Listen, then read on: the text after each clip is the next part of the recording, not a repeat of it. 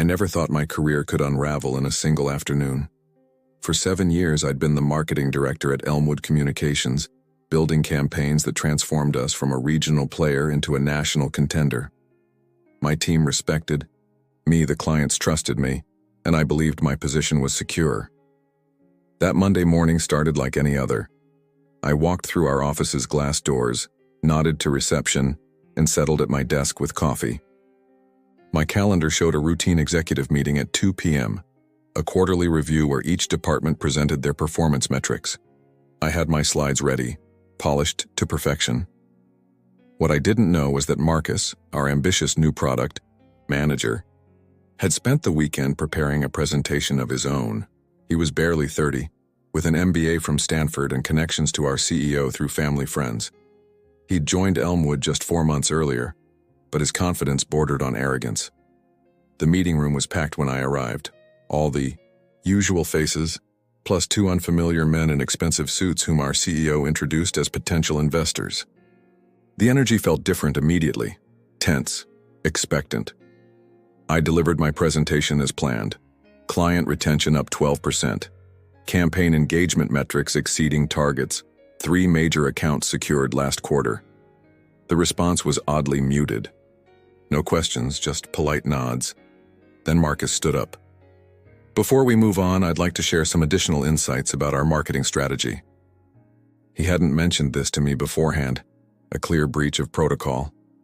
His slides appeared on screen and my stomach dropped. He'd taken my campaign data and reframed it entirely, suggesting that while metrics looked positive, we were actually falling behind industry trends. He presented alternative approaches, complete with mock-ups he'd created without my knowledge or input. Worse, he'd interviewed 2 of our biggest clients, who had apparently shared critiques about our overly cautious approach. In conclusion, he said with practiced conviction, we're at a critical crossroads.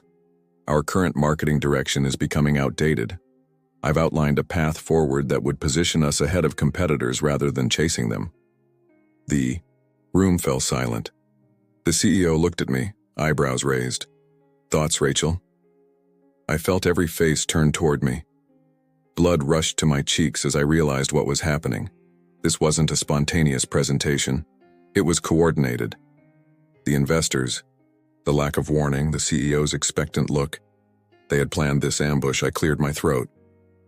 This is the first I'm seeing this data or hearing these client concerns, I said, fighting to keep my voice steady. I'd need to validate these assertions before commenting substantively. The CEO smiled thinly. Of course. Take some time to review. Marcus has shared his full report with the executive team already.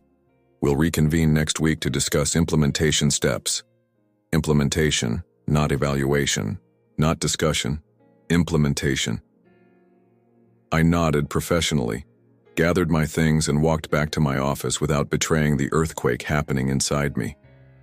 Through my glass walls, I watched executives cluster around Marcus, patting his back, leaning in eagerly to his explanations.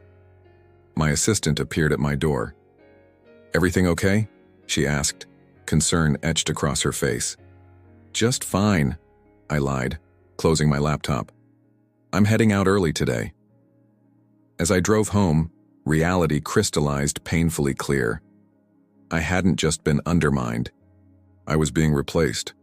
7 years of loyalty and results counted for nothing against someone with the right connections and a flashy new approach. That night I didn't sleep. I sat on my balcony until dawn, replaying every meeting, every decision of the past few months, searching for where things had shifted without my noticing. By morning, I had 2 choices: fight a battle already orchestrated against me, or find an exit on my own terms. Neither felt fair, but only one preserved my dignity. I decided I wouldn't go quietly into obsolescence, not without forcing them to recognize exactly what they were throwing away. The week that followed was an exercise in professional theater. I arrived each morning with a smile, greeted colleagues warmly, and maintained a facade of business as usual. Behind closed doors, though, I meticulously documented everything. 7 years of institutional knowledge doesn't transfer in a handover memo. I began by organizing my client relationships into a private spreadsheet: who to approach, for what, which creative direction each responded to, personal details I'd collected over years of lunches and events, the unwritten things that made our partnerships work. These notes wouldn't be found in any CRM system. Marcus scheduled daily alignment meetings with me, his tone dripping with false collegiality. "I really value your perspective, Rachel," he'd say, while systematically dismantling my strategies. He spoke about fresh approaches and digital transformation as if I were some analog dinosaur, despite the fact that our digital campaign for Westridge Pharmaceuticals had won industry awards just last year. I listened attentively in these meetings, offering minimal resistance. Each time he revealed another piece of his plan, I silently identified the blind spots, the regulatory compliance issues he hadn't considered, the seasonality patterns he was ignoring, the cultural sensitivities that would derail his international concepts. I took notes, but not the kind I shared. My team sensed something was wrong. Jenna, my creative director, cornered me in the kitchen one afternoon. "What's going on with Wonder Boy?" she whispered, nodding toward Marcus's office. "He's been pulling people into meetings without you, asking strange questions about our workflows. Organizational restructuring," I replied neutrally. "Nothing to worry about." Her eyes narrowed. "Bull, you built this department from nothing. We all know that." "Sometimes companies need change," I said, surprising myself with how calm I sounded. "Just focus on the Anderson pitch for now." That weekend, I received a LinkedIn message from a former client who'd moved to Meridian Partners, our biggest competitor. "Heard rumors of changes at Elmwood. If you ever want to explore options, my door is open." Word was spreading through the industry grapevine. I didn't respond, but filed the contact away. On Monday morning, the CEO's assistant scheduled a meeting with HR and me for Friday afternoon, the classic termination timing. So it was happening even faster than I'd anticipated. I forwarded the invitation to my personal email, then opened my desk drawer and removed the small framed photo of my team celebrating after we landed the Severa account. I slipped it into my bag, the first piece of my quiet exodus. Throughout the week, Marcus grew bolder. He began contradicting me in client calls, sending emails outlining updated approaches without consultation. In a particularly painful moment, he presented to the Garterson team, my oldest clients, people who had trusted me through 2 rebrands and a public relations crisis, and referred to their account as underperforming historically. Elena Garterson shot me a confused look across the conference table. 3 years of 18% year-over-year growth was hardly underperforming. I said nothing during the meeting, but afterward, Elena pulled me aside. "Rachel, we've always valued your transparency. What's really happening here?" I looked at this woman who had championed me for years.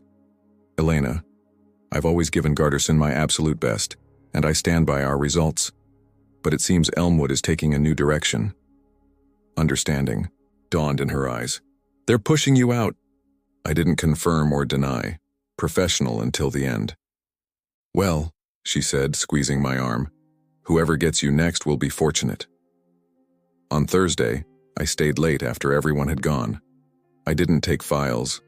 That would be unethical and possibly illegal. But I did write a comprehensive brief on all active projects, documenting my strategic reasoning, contingency plans, and risk assessments. Not for Elmwood, but for myself. Proof of my work and thinking. I also drafted emails to each of my team members, scheduling delivery for after my departure. Not goodbyes, but affirmations of their talent and potential.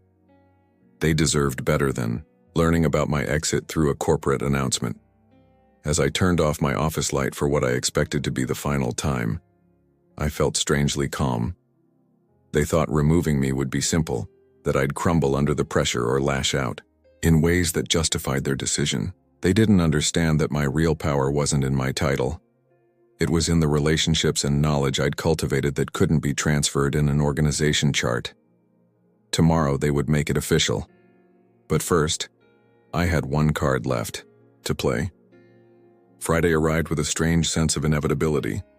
I dressed carefully, A charcoal suit that projected confidence without intimidation. No photographs or personal items remained on my desk. I'd cleared them gradually throughout the week. My team noticed but said nothing, exchanging worried glances when they thought I wasn't looking. At 10 a.m., Marcus called an impromptu department meeting. He outlined a reorganization for growth that effectively dismantled my reporting structure. Creative would now report to him with analytics and client services moving under operations.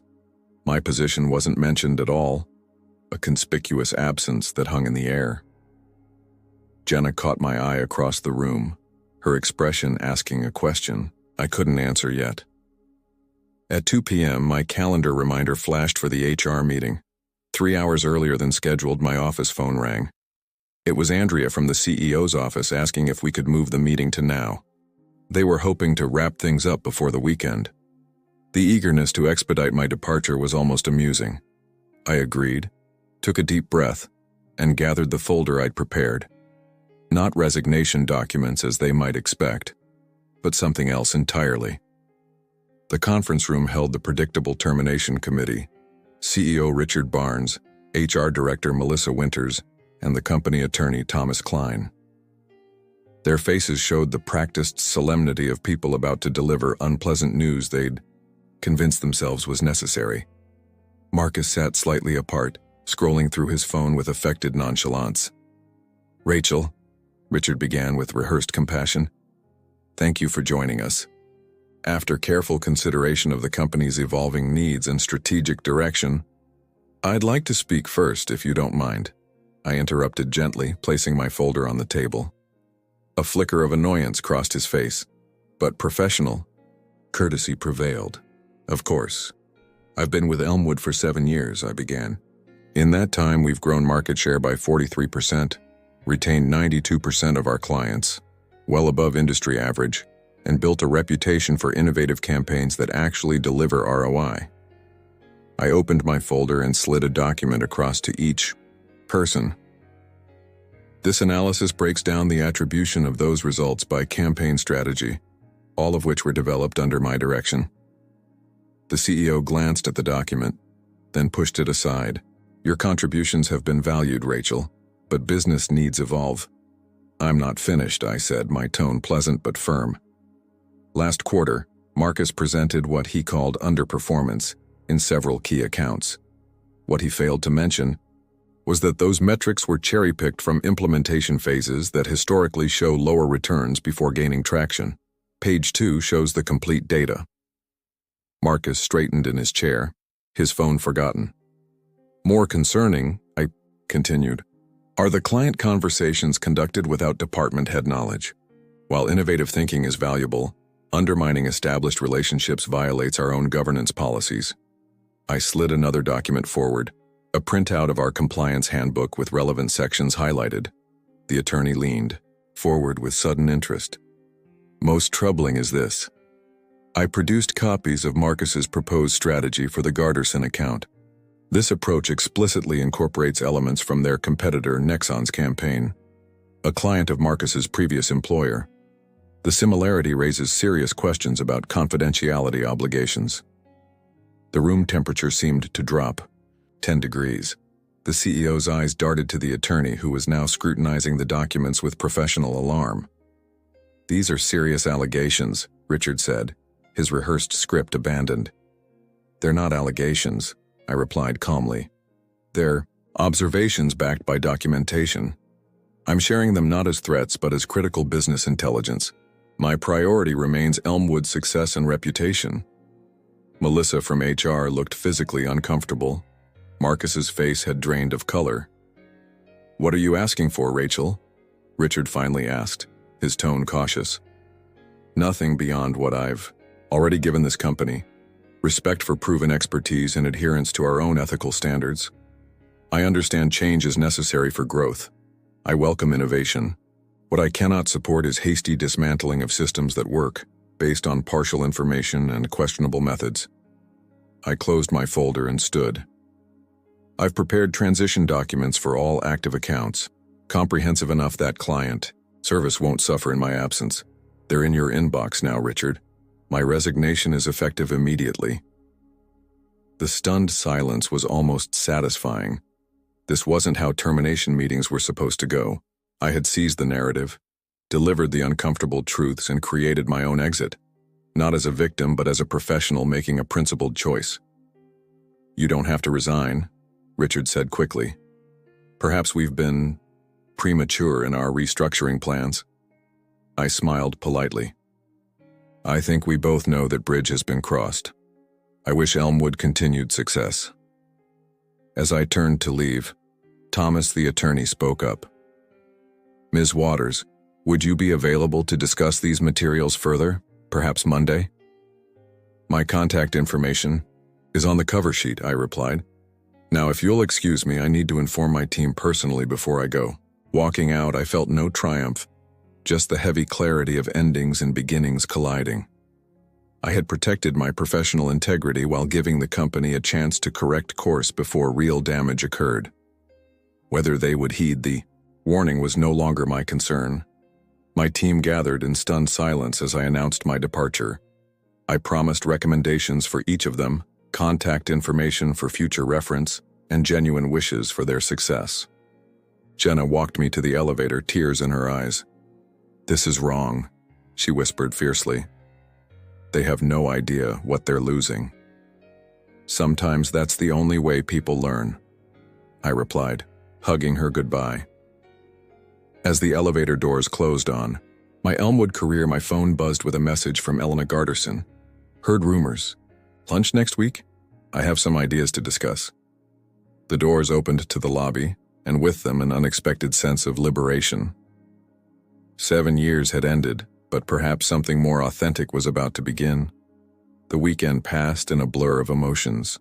I hadn't allowed myself to feel inside Elmwood's walls. Anger came first, hot and righteous, as I replayed every undermining comment, every exclusion from critical meetings. Then grief settled in, heavy and persistent. 7 years of my life had been invested in building something I genuinely believed in, only to be discarded with corporate platitudes. By Sunday evening, exhaustion had replaced both emotions. I sat on my apartment balcony watching the city lights flicker on, nursing a glass of Cabernet when my phone lit up with a LinkedIn notification. 3 more connection requests from Elmwood employees. Word was spreading fast. Monday morning felt surreal without the usual rush to beat traffic. I lingered over coffee, skimmed industry news, and finally opened my laptop to update my resume. Before I could start, an email arrived from Elena Garterson. "Café Laurent, 1 p.m., private booth in the back. Come through the side entrance if you're concerned about being seen." I smiled at her discretion. Elena had always understood professional politics better than most. The cafe was tucked between art galleries in the West End, elegant but understated. Elena waited in a corner booth, impeccably dressed as always, 2 espressos already on the table. "There she is," Elena said warmly as I approached. "Elmwood's greatest loss in a decade." "You're kind," I replied, sliding into the seat. "But businesses evolve. No one's irreplaceable." "Spare me the corporate resignation script," she said, waving dismissively. "Richard Barnes made a catastrophic error, and based on what I'm hearing, he's already realizing it." I raised an eyebrow. "Oh?" "Thomas Klein spent the weekend reviewing your documents. 3 emergency executive meetings were called." She sipped her espresso. "Marcus has been placed on administrative leave pending an ethics review." The news should have felt vindicating, but instead, a weary sadness washed over me. None of that was my goal. I just wanted to leave with my professional reputation intact, and that's exactly why I asked you here. Elena leaned forward. "Garterson is separating from Elmwood, effective immediately. The board voted yesterday after I briefed them on the situation." I nearly choked on my coffee. Garterson represented almost 20% of Elmwood's annual revenue. "Elena, I never intended—" "This isn't about loyalty to you," she interrupted. "It's about trust and competence. The Elmwood we partnered with understood our business and operated with integrity. That's clearly changing." She pulled a sleek folder from her briefcase and placed it between us. We're establishing an in-house agency for our primary marketing functions. We need someone to build and lead it. I stared at the folder without opening it. You're offering me a job. I'm offering you a division, she corrected. Director-level position. Reporting directly to me with budget authority and a founding team of your choosing. The opportunity was stunning. Larger scope than I'd had at Elmwood, with the security of working directly with a client who already valued my approach. Yet hesitation gripped me. You're concerned about looking vindictive, Elena observed, reading my expression. Among other things, I admitted. This would confirm every accusation Marcus made about me having too much influence with clients. Elena laughed softly. Rachel, he's being investigated for ethics violations. His accusations have lost all credibility. Still, I said, moving directly to a client would validate the narrative that I was too close to accounts. Or it demonstrates that relationships built on consistent quality and integrity have value. Elena pushed the folder closer. Take it home. Review the terms. This isn't an impulse offer. We've discussed bringing marketing in-house for years. Your availability just accelerated the timeline. As we finished lunch, my phone buzzed with a text from Jenna. 3 more creatives resigned this morning. Marcus tried to present to Westridge without prep. Total disaster. Call me? Elena noticed my expression. More fallout? Apparently. I put my phone away. The department seems to be unraveling faster than anticipated. All the more reason to move quickly on our proposal, Elena said, standing. We'll need a strong team.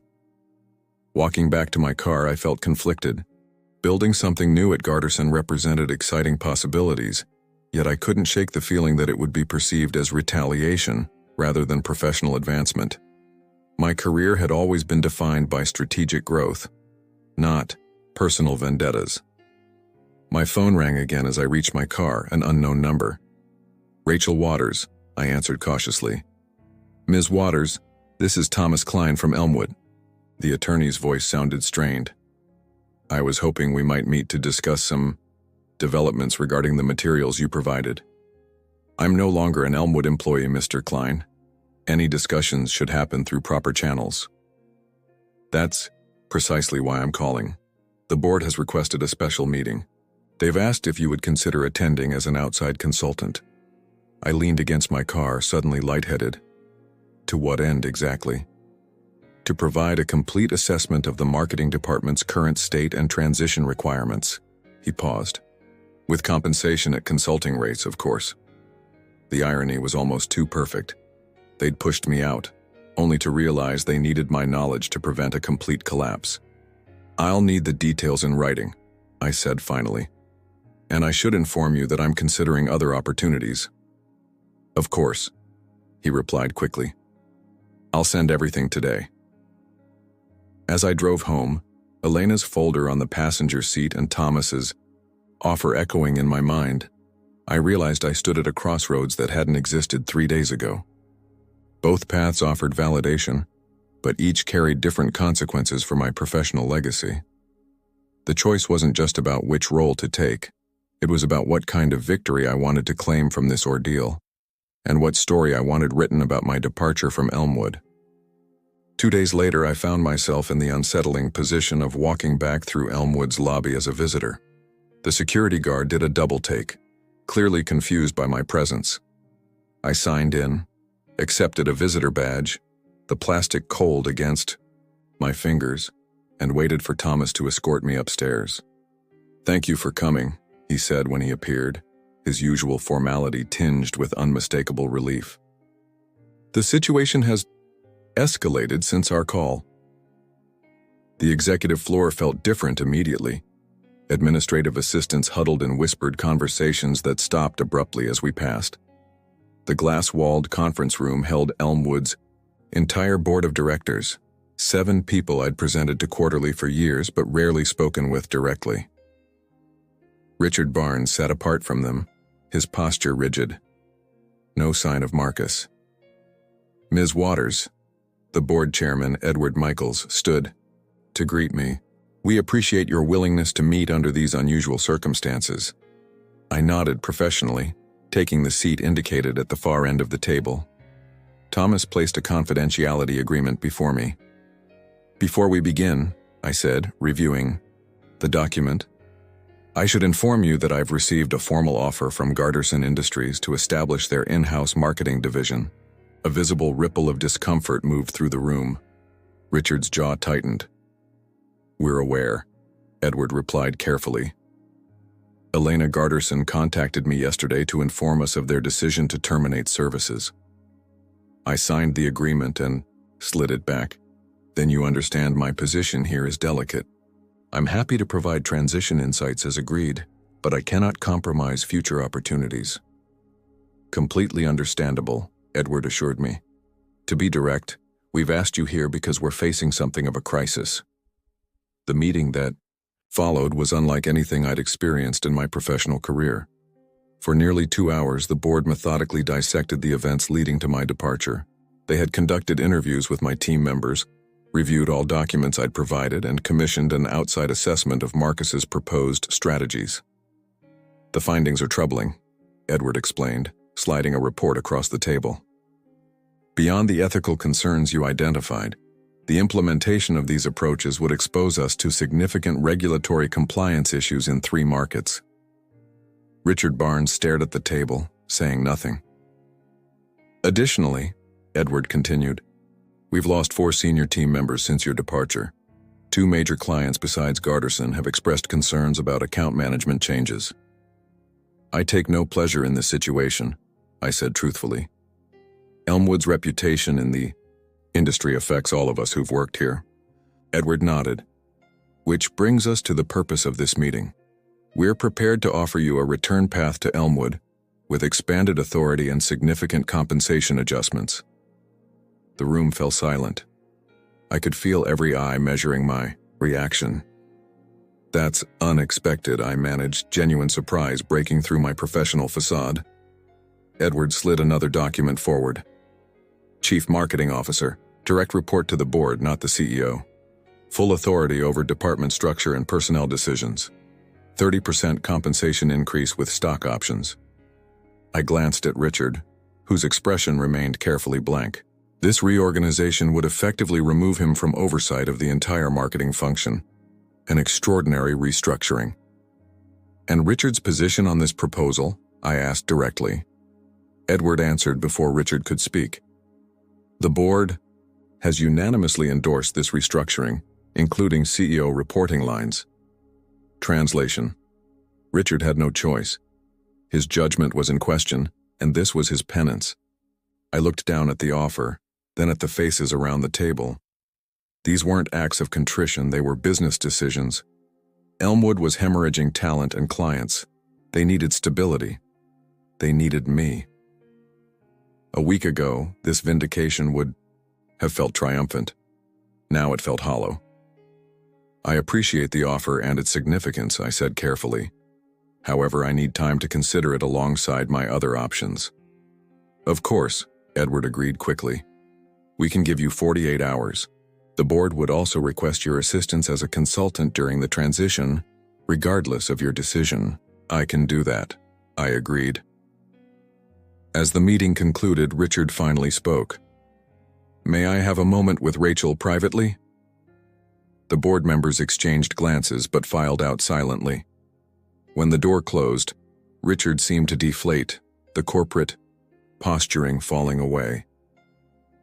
I made a serious error in judgment, he said simply. I said nothing, waiting. Marcus represented himself as having insights I found compelling, he continued. I failed to properly vet his background or methods, that's entirely on me. Yes, it is, I agreed, neither harsh nor forgiving. For what it's worth, I didn't know about the client meetings or the ethical concerns until you presented them. That wasn't sanctioned. I nodded slightly. And the ambush presentation? He had the grace to look genuinely uncomfortable. A mistake. I thought creating competitive tension would drive innovation. Instead, it undermined a key relationship and nearly cost us the department. We sat in silence for a moment, 7 years of professional history hanging between us. Whatever you decide, he finally said, I want you to know your contributions to Elmwood have been invaluable. That was true before all this, and it's even more evident now. I gathered my things and stood. I'll let you know my decision by Thursday. Walking through the office toward the elevator, I passed the marketing department. Through the glass walls, I could see my former team working at their desks. Jenna noticed me and her eyes widened. She quickly alerted the others who turned to watch as I passed. They deserved better leadership than they'd received in recent weeks. The question was whether that leadership should still come from me, or if we all needed a fresh start elsewhere. As the elevator doors closed, my phone buzzed with a text from Elena. Decision made yet? Teams getting eager to start building. The weight of both opportunities pressed on me with equal force. Restoration at Elmwood or creation at Garterson. Familiar territory with new authority or uncharted waters with greater autonomy. Neither path was without complications. Neither victory would be completely clean. That evening, I spread both offers across my dining table. Garterson's sleek folder on one side, Elmwood's hastily prepared packet on the other. 2 potential futures, each compelling for entirely different reasons. I poured a glass of wine and called my mentor Diana, who had guided my career since graduate school. After 20 minutes explaining the situation, I fell silent, waiting for her wisdom. Both options are professionally sound, she said finally. This isn't about which role offers better compensation or advancement potential. It's about which story you want to live with. Story? I asked. Every career decision becomes part of your professional narrative, she explained. Return to Elmwood, and your story becomes one of vindication and rebuilding. Join Garterson, and it's about fresh creation after betrayal. Both are powerful narratives. The question is, which one resonates with your longer-term vision? After Gyo. We hung up, her words lingered. Which story did I want to author? I spent the night making lists, pros and cons, emotional reactions, 5-year projections. By morning, the facts hadn't changed, but something in my perspective had shifted. I arranged meetings with both parties for the following day. First, Elena at Garterson, then the Elmwood board. Elena greeted me in Garterson's contemporary lobby, her enthusiasm evident. The team's excited about your response. We've already earmarked office space for the new division. Over coffee in their executive lounge, I laid out my thoughts directly. Your offer is exceptional, Elena. The opportunity to build something from the ground up with your support is tremendously appealing. Her smile widened. Then we have a deal? Not exactly. I placed a document on the table between us. I've drafted a counter-proposal. She raised an eyebrow but opened the folder. Instead of bringing me in-house, I explained, I'm proposing to establish an independent agency that would handle Garterson as its founding client, but with the freedom to develop additional relationships. Elena studied the proposal, her expression thoughtful. You want to start your own firm? I do. With Garterson as an anchor client under a 2-year exclusive contract in your industry vertical, after which we would retain right of first refusal on campaigns. This is substantially different from our offer, she noted, though without immediate rejection. It is, I acknowledged. But it provides benefits for both of us. You get the dedicated service you want without the overhead of building an in-house team. I get to create something truly mine, with the security of having a major launch client. Elena tapped her fingers on the document, considering. The board approved a specific structure. This would require renegotiation. I understand. And if it doesn't align with your needs, I respect that completely. She studied me for a moment. This isn't about compensation, is it? We can match whatever Elmwood offered. It's not about money, I confirmed. It's about writing the next chapter correctly. Elena nodded slowly. I'll need 24 hours to discuss this with the board. But speaking personally, I appreciate the entrepreneurial thinking. It's why we valued working with you in the first place. My next meeting at Elmwood had a dramatically different tone. The boardroom felt tense with anticipation as I entered. Edward rose to greet me, his expression carefully neutral. "Thank you for coming back so promptly," he said. "Have you reached a decision regarding our offer?" "I have," I replied, remaining standing. "I'm declining the CMO position." The disappointment was immediate and visible around the table. Richard closed his eyes briefly. "However," I continued, "I am prepared to offer Elmwood a different arrangement." I distributed copies of a consulting proposal to each board member. "I'll serve as transition director for a 3-month period, reporting directly to the board. During this time, I'll reorganize the department, mentor potential internal successors for leadership roles, and help stabilize client relationships." Edward frowned, scanning the document. "This is temporary."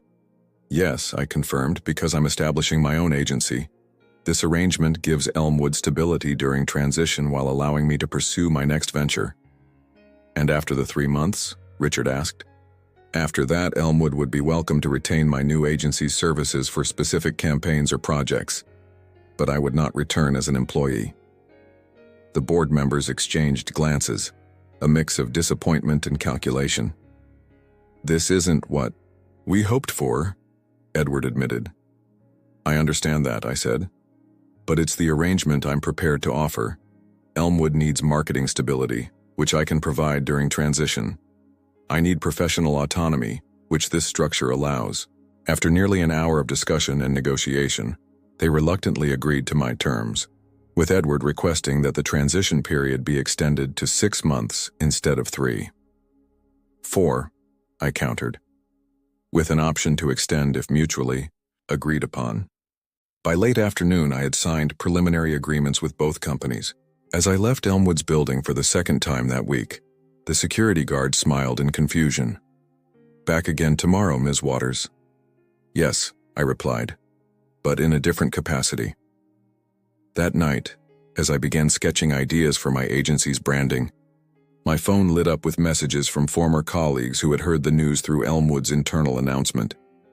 Jenna's message stood out. "Whatever you're building next, save me a seat at the table." I smiled, adding her name to my prospective team list. The story was taking shape, not one of simple revenge or vindication, but of transformation. The betrayal at Elmwood had forced me to confront what I truly wanted. Not just recognition within someone else's structure, but the freedom to build something that fully expressed my vision. 3 weeks later, I signed the lease on a small but elegant office space downtown. Elena had called the previous day to confirm that Garderson's board had approved my counter-proposal, with minor adjustments to exclusivity terms. My firm would launch with 1 anchor client and 4 talented team members poached from various agencies, including Jenna, who had resigned from Elmwood with characteristic flair.